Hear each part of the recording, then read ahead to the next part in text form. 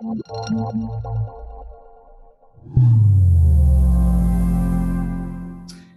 part of our WhatWorks growth series, today's session is entitled Growing Up in BC.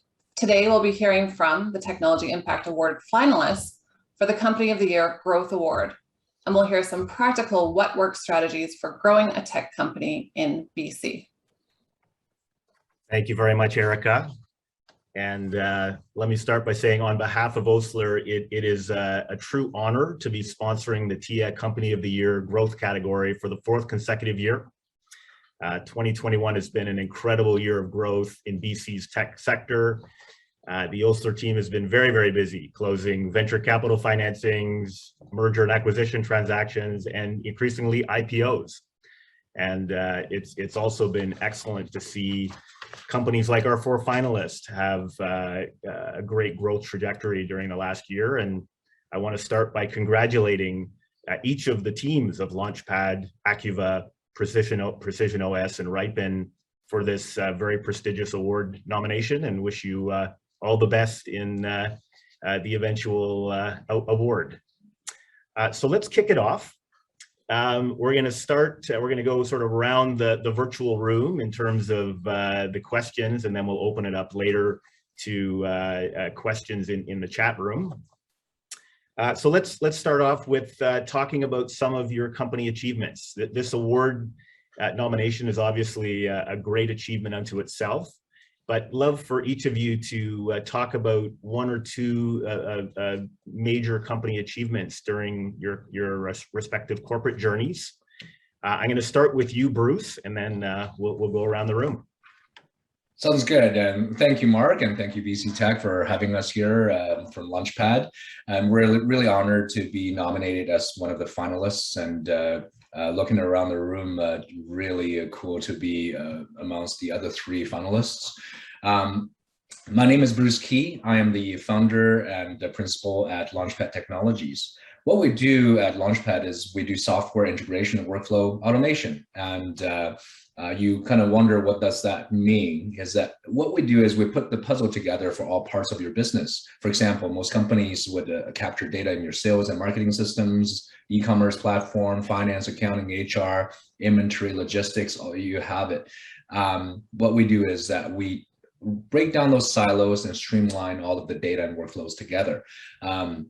So in terms of answering the question of some of the moments and journeys, what we have done, I think the biggest achievement is that we started in 2018 as a young company with $500 in the bank as our seed funding. And without any external investments, we have now grown to this year, closing the year on about $10 million in sales revenue. And we have grown from here, based in Vancouver, to expand into rest of Canada, US, and also South America operations. Coming up to the end of the calendar year, on track to hit about 100 person in employees team size.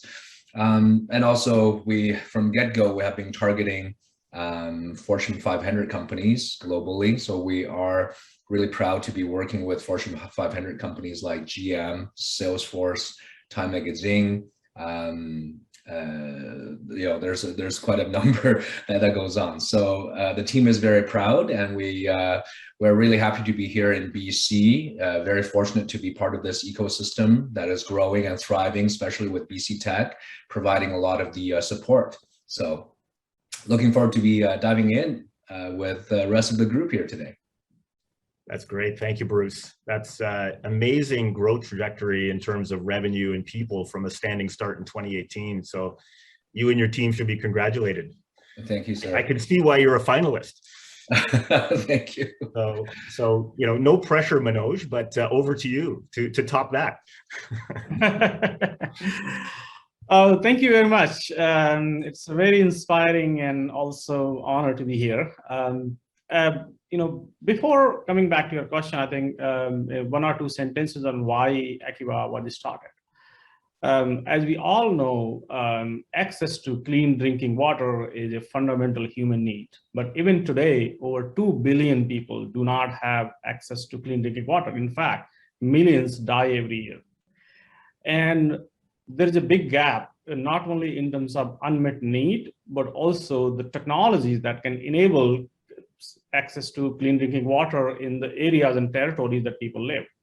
Akiva was founded basically to fulfill this gap and enabling clean drinking water in the areas and the countries that didn't have. From an idea in 2014 when it was founded to a global company in less than 5 years is an amazing journey. We have not only commercialized our product in our own backyard like Canada and the US, but in countries like Europe, China, Korea, Latin America, India, Philippines, you name the country, in Ecuador, Colombia. And that's the amazing journey that we have gone through together with the team. We have our boots on the ground, we have customers on all these places, and this is being done in less than 5 years with a homegrown technology ecosystem that supported Akiva's growth in BC here.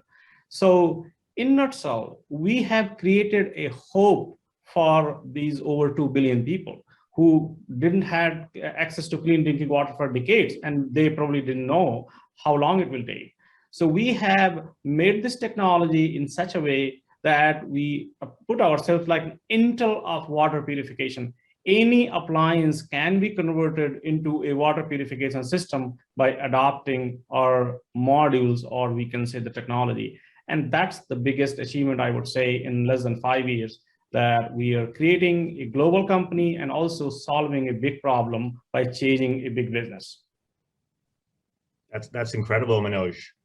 I love to hear stories of companies becoming multinational, but having their headquartered here in Vancouver, and also doing a great deal of social good along the way. So that's an incredible story. Thank you very much. Okay, well, turn it over to you, Rob. Hi there, my name is Rob Oliveira. As stated before, I'm the Chief Creative Officer of PrecisionOS Technology. And congratulations to the Bruce and Manoj. There's some pretty impressive stories. So I hope I can live up to that. That's a hard one to follow, but our mission here, we create surgical simulation for residents and medical device companies. And I kind of stumbled into this. I quite randomly met my co-founder through our wives, and they sent us on a mandate, and we were forced to go have a drink together because they decided if they were going to be friends, that we were going to be friends. So I ended up with a stranger in a bar talking entrepreneurship and software, and we just had a really good conversation. And so I thought I'd introduce him to our other co-founder, Colin O'Connor, who I've been working with in the software, in the game development industry for like 25 years. Most of my career has been spent working alongside Colin. And he had just purchased a VR headset. And fast forward to Colin's basement, we are all looking through some VR software, and we just kind of collectively had a moment where we're like, we could use this to do something. And Colin and I were looking for something kind of next steps after this many years in the game industry, and we just wanted to do something with more purpose. I love entertainment, but we kind of are like, so how can we use our skills in a different way? And so we created some prototypes, and we decided the best use of this technology would be to help medical device reps, who are, if you don't know, people that are in the OR with the surgeons every day. It's something I didn't know before I started this journey.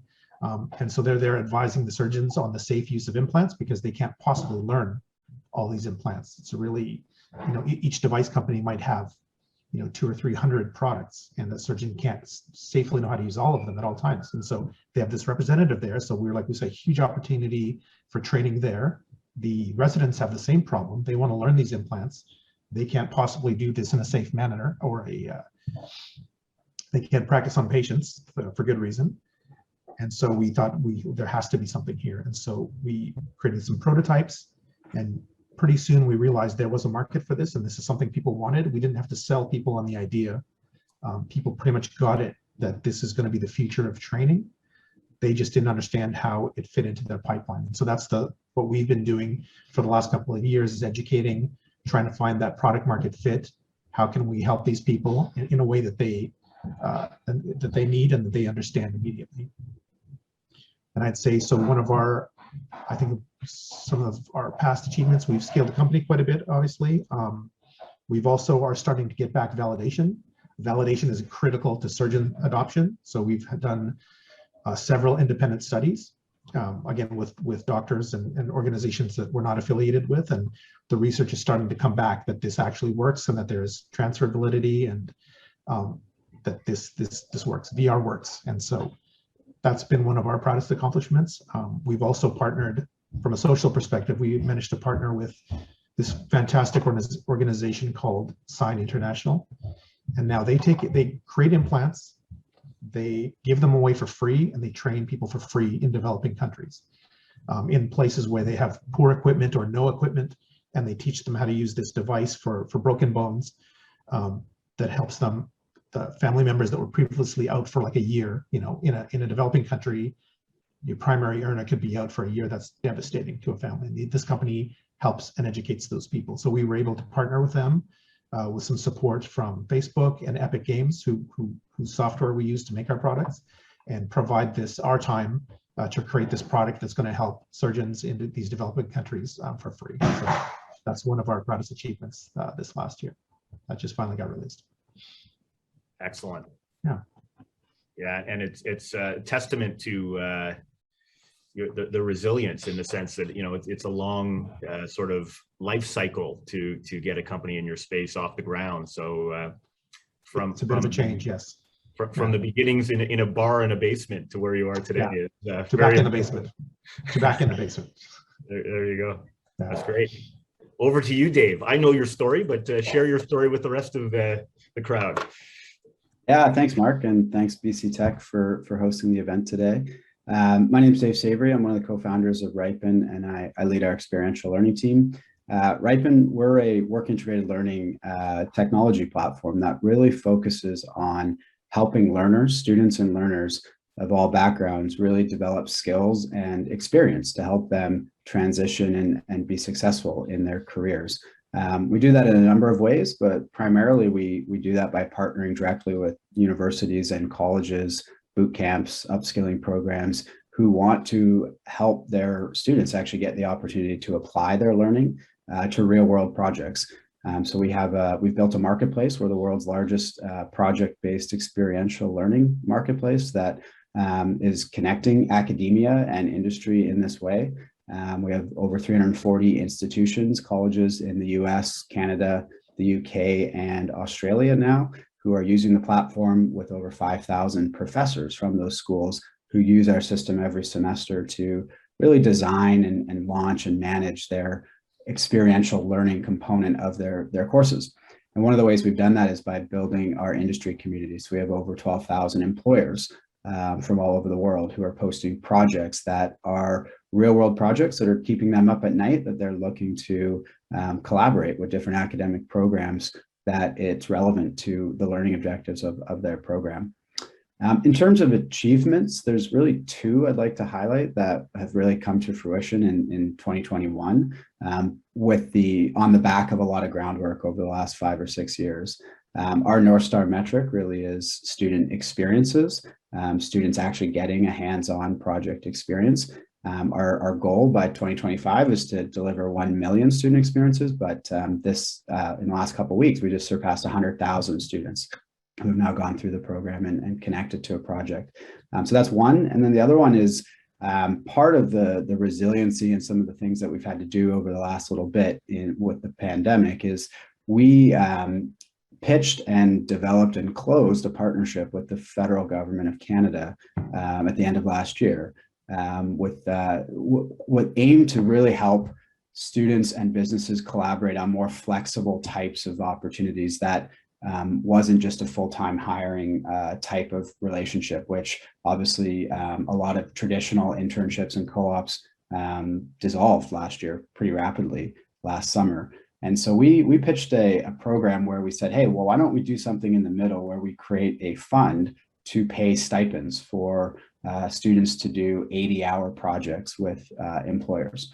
And so it was a $12 million project, of which $8.5 million of it was stipends directly to students for 80-hour projects, paid about $20 an hour. And the goal was to get 6,125 students a paid project opportunity. And we actually delivered that in the first 6 months of this year, and are really have a huge wait list and are waiting to grow that into the next year's program as well.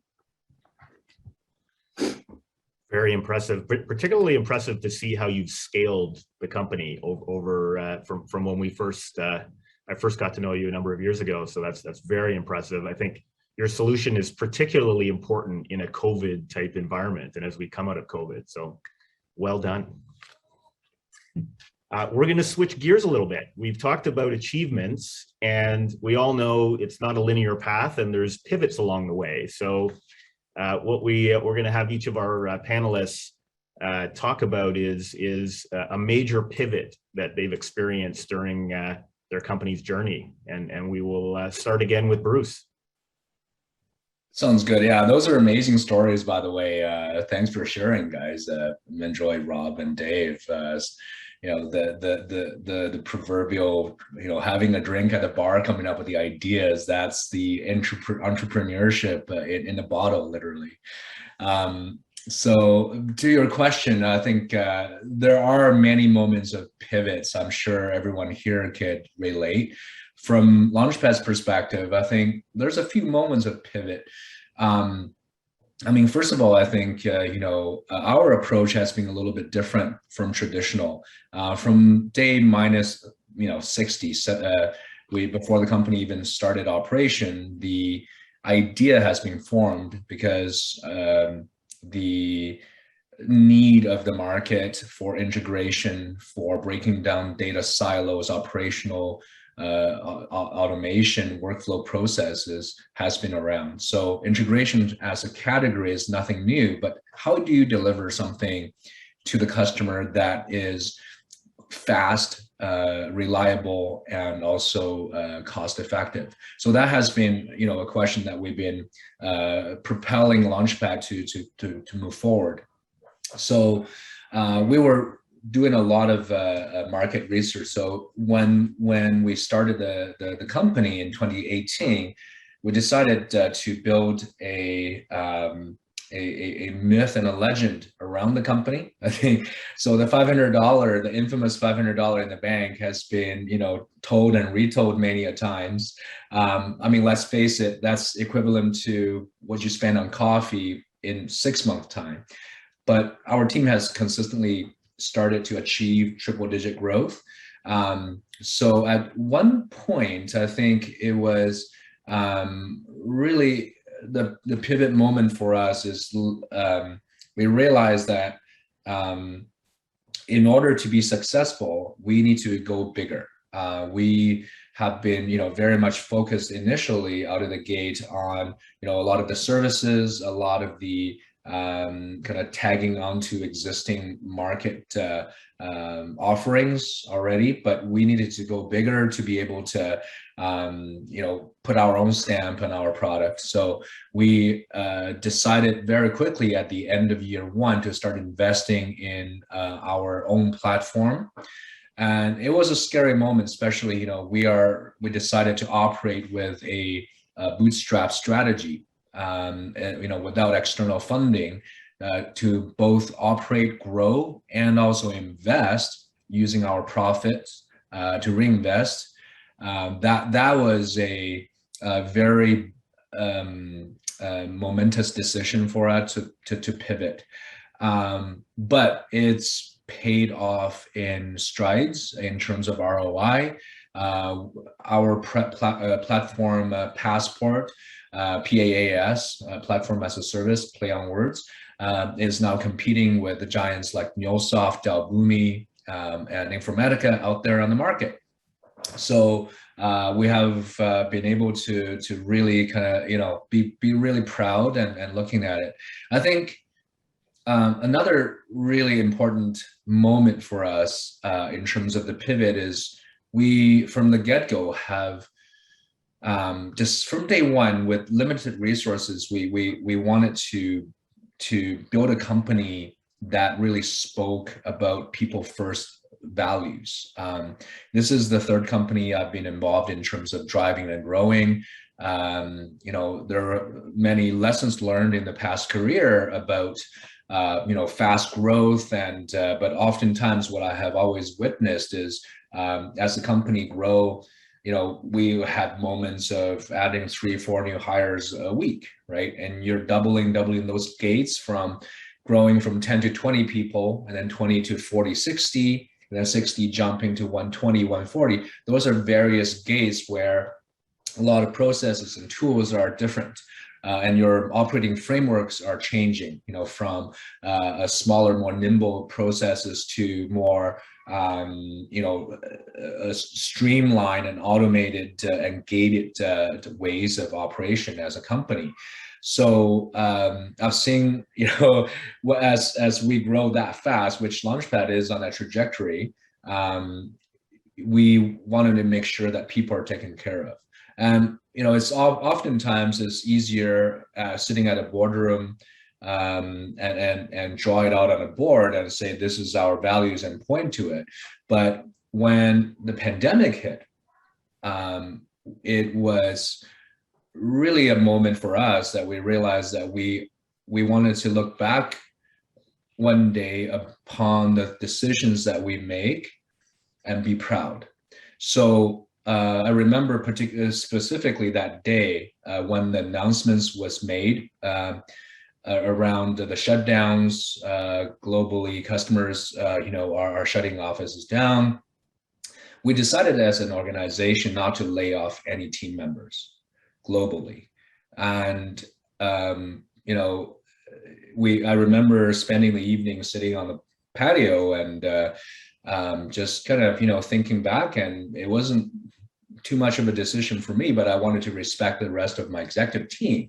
So the next day we had that meeting, looked around the table, everyone had resolution in their eyes, and you can just see that this is something we all believed in and we wanted to carry it out. And also not only that, during COVID, we actually grew in our revenue.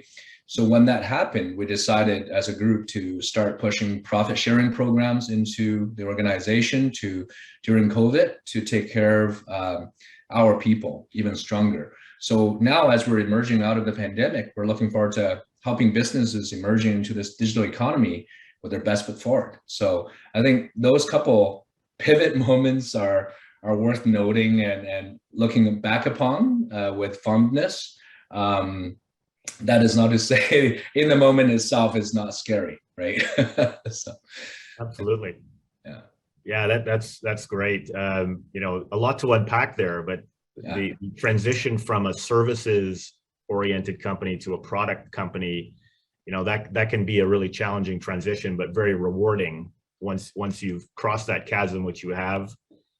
Maintaining your culture during a time of growth is very difficult to do. So, you know, very admirable that you have focused on that. And then during COVID, it would have been very easy to get into a sort of layoff and cutback mode. And I think, you know, commend you for sort of sticking to the people first mentality. So yeah, that's a lot to learn from what you just commented on. So thank you for that.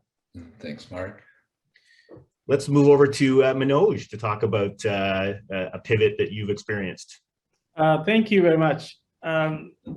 You know, as Bruce said, I think in all of our lives, these moments come several times. And in hardware business like Acuva, it is all the more difficult and challenging. So in 2014, when we started this company, our goal, and basically the inspiration behind why we started was to bring forward this amazing proprietary technology called ultraviolet LED-based disinfection for water treatment to enable clean drinking water globally. But at that point of time, the technology was new and was so expensive that it was not easy to find who would buy the product. So 2016, we launched our first ever product, and that was the first in the world to have ultraviolet LED for killing bacteria and viruses into the water. But the product was so expensive that we really struggled, but we eventually found the luxury yacht owners in North America. The people have millions of dollars and they need clean drinking water while on the go, and they pile, you know, thousands of water bottles before they embark. And we found our beachhead. We started selling. They were very happy, and the market started growing. We expanded from boats to RVs to cottages, but all in basically in a high affordability regimen. And so while the product made great sense to them, and we created several products to cater to these markets, it was also getting harder for us to scale and also we were not getting closer to our vision to how to get this technology in countries like India and Philippines and Bangladesh and Africa, because that's where majority of the population and the market is for drinking water. So we made a tough decision in 2018-19 that, okay, we will still continue with this, but we will defocus on this and we'll create B2B products, which we can actually sell to appliance manufacturer, because we wanted to scale from North American business to global business. So we identified around 50 to 60 appliance manufacturers globally who were already manufacturing appliances like water purification systems, refrigerator, water cooler, dispensers, and we created products that can be integrated inside those appliances. So these appliances become the water purification system. And our technology works off-grid because it's a very low power consuming. So that was an amazing decision we made. It wasn't easy because we switched our business model from direct to consumer to B2B. And in 2019, I probably traveled 1 million miles, in all those countries, meeting these appliance manufacturers and convincing them that it all sounded great. By end of 2019, COVID hit, and nobody had seen that coming. So while everything was going well in Akiva's life, we signed up several contracts with appliance manufacturers. Almost you name the company, and they started testing and integrating our device. In 2020, all of them shut down their factories and offices, and they started working from home. So our exponential growth aspiration came to almost halt because OEM integration takes time. The companies were not working on new technology adoptions. They were on survival mode, and people started working from home. But in that moment, we also saw an opportunity, because when people started working from home, they started improving their home, and a lot of surge on our consumer product demand started coming in early 2021, late 2020, when the COVID was at its peak.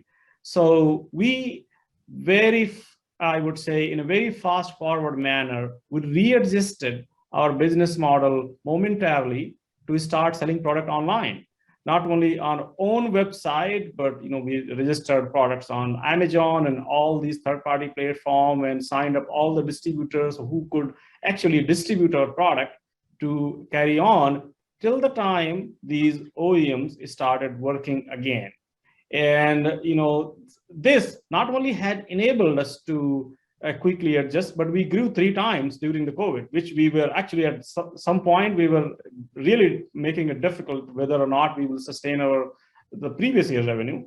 So not only we grew 3 times, we grew in our teams. And as Bruce said, the first and foremost thing, we focused on how to take care of our people. We did not even a single person go anywhere, not only in Canada, but anywhere in the world on account of this affordability. So that has been a few instances. There are quite a lot as in everybody's journey, but I would say these are really difficult decisions, but at the end of the day, they were very fruitful to make. Yeah, those are very critical stories. And I think when you think about changing your target market, changing your go-to-market strategy, and doing all of that in a pandemic, that is, yes. That's pretty incredible. So thank you for that, Manoj. Thank you. Let's move to you, Rob.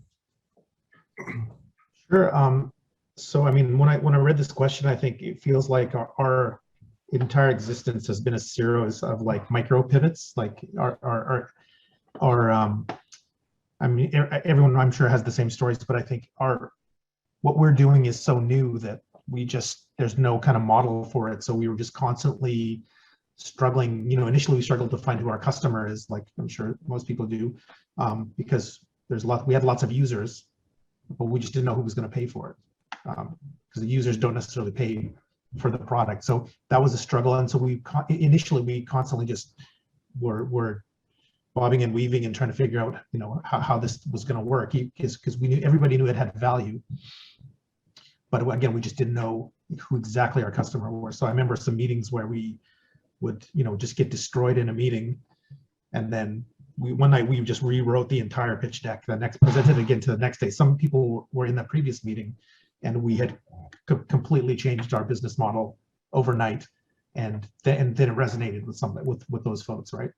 So that's how quickly things can change. We had a completely new business model within a day, which is different now. So again, our whole lifespan has been just this series of little micro pivots. But a couple that I would say would be, and the bigger ones would be when we discovered the Oculus Quest. So we went down to a convention put on by Facebook.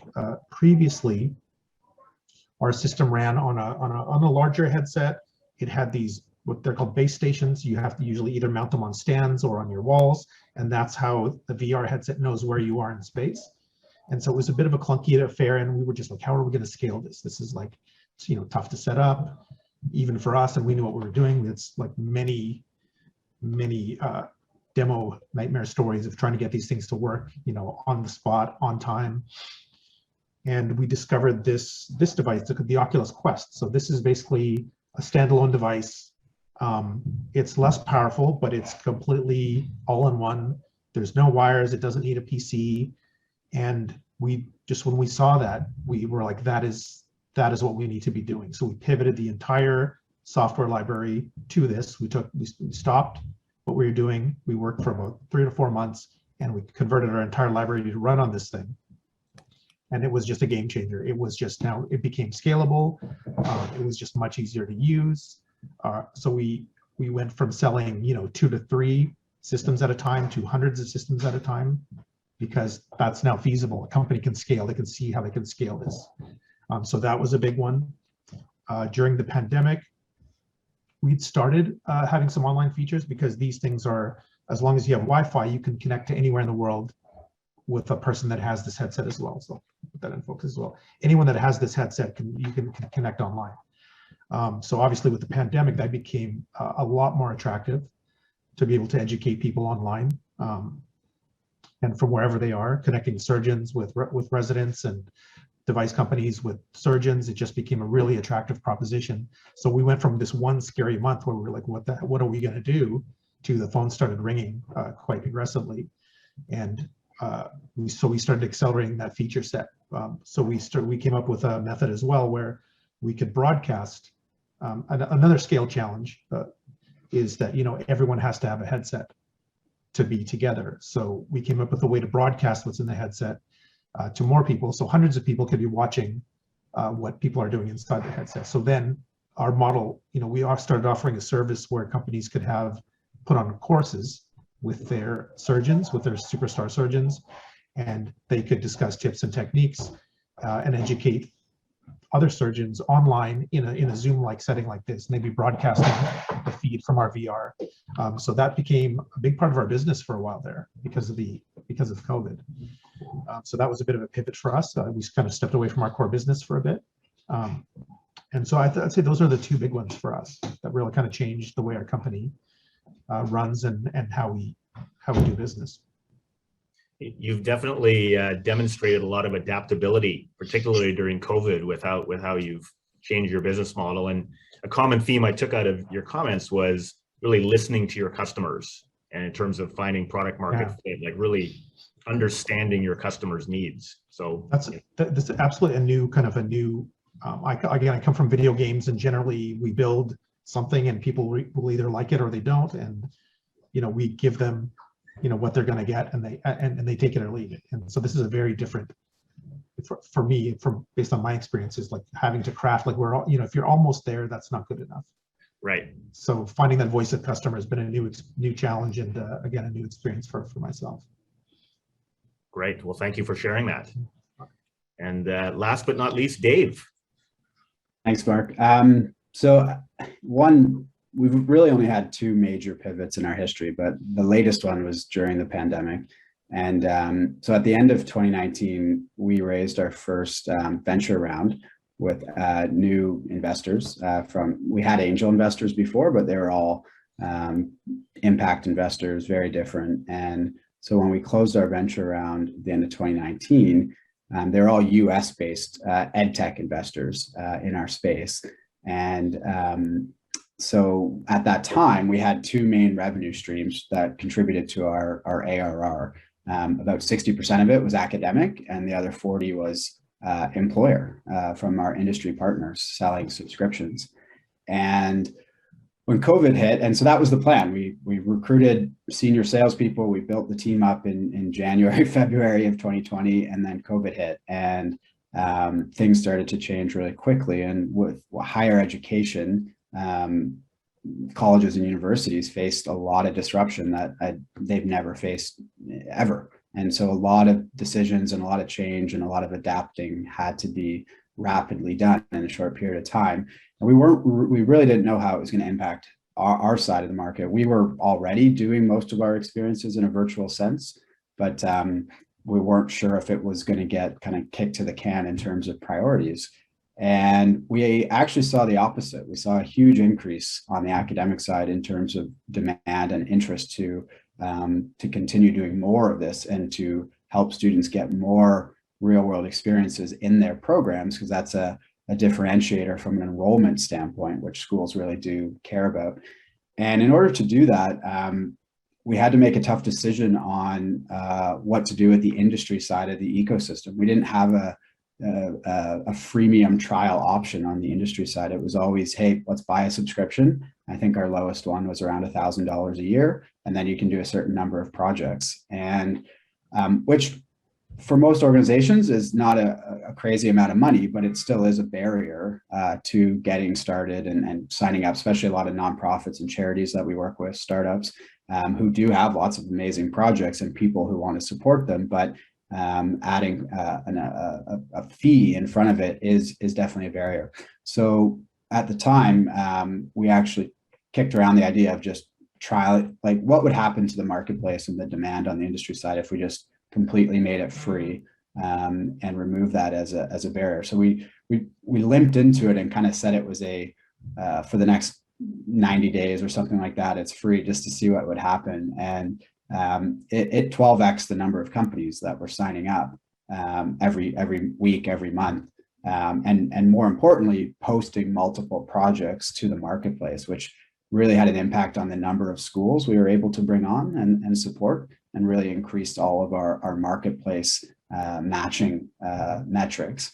And so we decided to make that move permanent, but we immediately wiped off 40% of our ARR. And so it was a really tough decision. And we had an employer partnership sales team that was selling licenses on commission. And there was quite a few of them. I was running that team at the time. And it was a difficult decision, difficult conversations with our investors who just came in, who valued the business at a certain level based on the two revenue streams. But ultimately, recognizing that we had better product market fit on the academic side, we really, by simplifying and making it free and removing barriers, we could focus on just how do we grow as many industries, how do we diversify different channels that employer partners can come into our ecosystem, and how do we empower our team to really just focus on getting right fit projects into the ecosystem, because that's going to help us service and renew our existing academic portfolio of clients, but also be able to go out and get more. So we haven't looked back. That is permanent, and it's been permanent for over a year now. And we wouldn't have the volume of projects and student experiences that we've been able to achieve if we didn't make that move. And it's also opened up a lot of other partnership opportunities with chambers of commerce, boards of trade, accelerator programs, who just see it as a great thing to be funneling their employers to as a resource. Yeah, that's great, Dave. I think it's commendable when you make that kind of bold business decision, which in the short term has an impact on your revenue, and you got to go explain that to your board of directors and your investors. But in the long term, it's the right call. So that's commendable that you and the team did that. I'm mindful of time, so we're going to get a little bit more rapid fire with our next questions. The next question is, if there's one aspect of your growth journey that you can share that can inspire others who are listening in building their business, what would that be? Over to you, Bruce.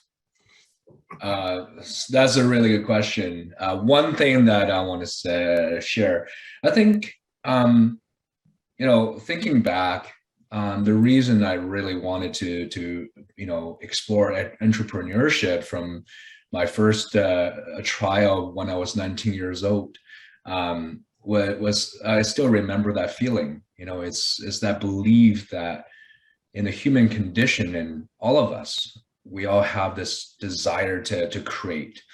I wanted to prove that as entrepreneurs, as a special breed, we have this innate desire to create something out of nothing, give life to an idea and watch it flourish, and letting this fighting spirit and belief and achievement become an archetypal building block of an organization.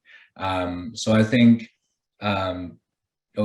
just meandering that spirit of it through your day-to-day and remembering the journey itself is, as you're creating, as we just shared and heard, from the colleagues here, the stories everyone are going through, it's remembering the reason why you're doing this, why you're in this, and also watching the people that's flourishing, that's around the organization, the ecosystem.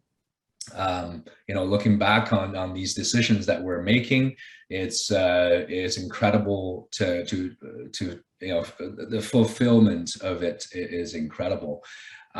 So I think that is one big thing for me personally, and as an organization, I think it's about tying all of these vision and values and what we do together, and also understanding our customers, sharing that journey, but while providing a very safe environment for everyone. So I think if there's one thing to call out, is remembering why we're doing what we're doing, and the belief of creation. That's great. Very inspirational, Bruce. Thank you. Thanks. Over to you, Manoj. Thank you. I agree with what Bruce has just said. I think the entrepreneurship starts with a passionate idea. And in my case, some of you may not know, I came here in 2008 as an immigrant from India. So not having access to clean drinking water is something that I have faced firsthand myself, and billions of people in India and overseas. So the sense of giving back to community was always there in my mind, but probably Acuva gave me the reason to do so. So this passion and perseverance, I think these are the key things that you need to have that should constantly drive you against all odds, and something that gives you inspiration and energy to keep going when things may or may not be to your satisfaction, to your likings. And that is the root, but then you need to build a team around you with like-minded people who share the same passion, same energy, and same vision. And that's what we did. Just to give you an example, so this is what we created as a first product, and this is our current product. This is what we plan to sell in India. This is what we were selling to the boat owners or luxury boat guys. So this is what I think that drives me, the feeling of happiness. When the first customer we signed up in the Philippines, they are basically enabling clean drinking water in schools and hospitals and all these places. And that was a big challenge for them. But when we implemented our technology, hundreds and thousands of school children are drinking clean water uninterrupted without having to worry, gives us immense satisfaction. And that's just one example. There are hundreds and thousands of such examples that keeps us driving all the time. So that's what I would say is important for any entrepreneurship journey and success. I love that pay it forward kind of mentality. and that's amazing. So great. Over to you, Rob. Yeah, I'm always following Manoj, which is hard. You're all tough acts to follow. So.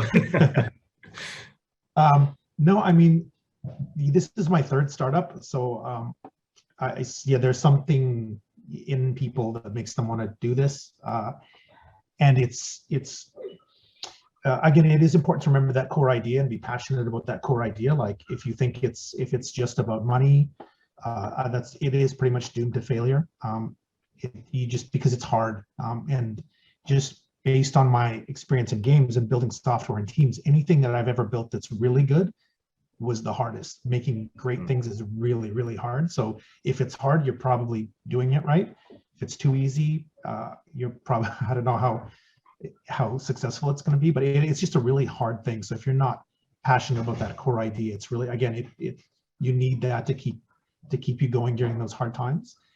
And I think the other thing that my partners and I share is that we're kind of our own worst critics. So it's almost like, for me, it's to the point where I'm uncomfortable taking a compliment because that doesn't drive me forward. And so we're always looking for, what didn't you like about a product? Like, okay, that's great, you like this, but what didn't you like? How can we make this better? And I think for us, that's what helped us advance, I think, in a shorter period of time. Not short enough for us, but again, it's just always finding how you can make something better. I think that's part of that path to greatness. And echoing the other guys as well, is just that team. You need a team of like-minded people around you to help that. You can't do it by yourself. So those would kind of be my big three. All very good advice. And Dave. Yeah, I mean, for us, we started Riipen right out of university. So Dana, Jordan, and I, this was our first venture, and we picked a complex model to try to innovate in higher education, which isn't the most innovative area sometimes. But I would say that the best thing we've learned and would encourage, we speak to young entrepreneurs all the time, is like, if you're not hearing no often and frequently, you're probably not pushing hard enough. And like some of the best wins we've had over the years, whether it was securing your first angel investor, securing your first big funded project with the government or with RBC, launching a new school in the US, whatever it may be, there was a lot of no's that went into getting those yeses. So I'm kind of building on the theme that I think I've heard from each of the other founders here, that it's important to recognize, and you have to kind of be prepared for that and okay with it, and be able to share that kind of positive and not get negative on it, share that positivity, because it filters down to the rest of your team. Very good advice. You've got a sales background, and so I think that is instrumental in being able to take that no and continue to be positive, looking for the yes. That's great. Well, we have time for one more question, and so I'm going to ask each of the panelists, what's next for each of your companies in your growth journey, other than, of course, unicorn status, but that kind of goes without saying. But in terms of next chapter for your company, what's next, Bruce? Yes, great timing for the question. We're just finishing our fiscal year, and we just finished our offsite workshop on the planning session too. So upcoming in the next 2 to 3 years, our drive is going to be focused on verticalization into the various different industry verticals. So for instance, if you think about integration, our approach has always been, we're pretty agnostic. So solution-wise, if you're in manufacturing, if you're in the surfing tech, in higher ed, K-12, or SaaS technology, the back-end integration of your operation is the ones and zeros are fairly similar when our team looks at it. But however, from a go-to-market strategy, each customer, may operate slightly differently within the vertical than the other, and also there are very specific solutions within those areas. And our big focus is to partner with the right product partners and service partners within those verticals. And we're starting with manufacturing, education, automotive, SaaS, technology, finsurfing tech. Those are some very prominent areas that we're getting into and building some repeatable solutions that would see quick adoption. We're already having some initial success right now in the last 6 months, trying out the verticalization. So looking forward to diving even deeper into those areas and make the go-to-market hurdle even lower for everyone. Right now, after the pandemic, any business is a digital business, and reducing those hurdles are extremely important. So we look forward to helping our customers to really emerge really strong. Very good. We'll be watching this space for that growth in different verticals. Thank you. Manoj. Oh, thank you. We are chasing a big dream, global business. So next steps for us is to establish boots on the ground. We are hiring teams in India, China, Korea, Latin America, Europe. And besides that, we are also parallelly helping our appliance manufacturing partners to adopt our technology so that they can go through the integration process and launch in the respective markets. And in addition to that, building a massive manufacturing capacity through subcontractors. We do not manufacture any of our products. So outsource supply chain and manufacturing in Asia at the same time to fulfill demand that we are generating globally. And these are the three main challenges, or I would say next steps that I plan amid pandemic. We can't travel, so that doesn't make things easy, but we have to do it. All sounds very ambitious, and I'm sure you're up for the challenge. So thank you. Well, again, we'll be watching your success. Thank you. Rob, what's next? So for our part, we have spent the last year and a half preparing to scale. So our business is very content heavy, and so we spent the last year and at least a year and a half just building systems and infrastructure to let us do this faster and make it more repeatable and do more of it. So now that we're kind of at the point where all our partners and other device companies they all have a strategy of some sort for VR. It's just the way things are going to go. So they all have a strategy. They all have a plan or a roadmap for VR or AR in their plans, and so we want to be ready to capitalize on that. We also have another product that we've been working on, which is more about preoperative planning. And so we have Health Canada approval, and now we're just waiting on our US approval so that we can start rolling that out. And that's more of a product that lives in the hospital, and it's for surgeons to help preoperatively plan in VR. And so that's going to be a big focus for us soon. And so again, we're just anticipating that and scale. Those are our two big kind of challenges for the next couple of years.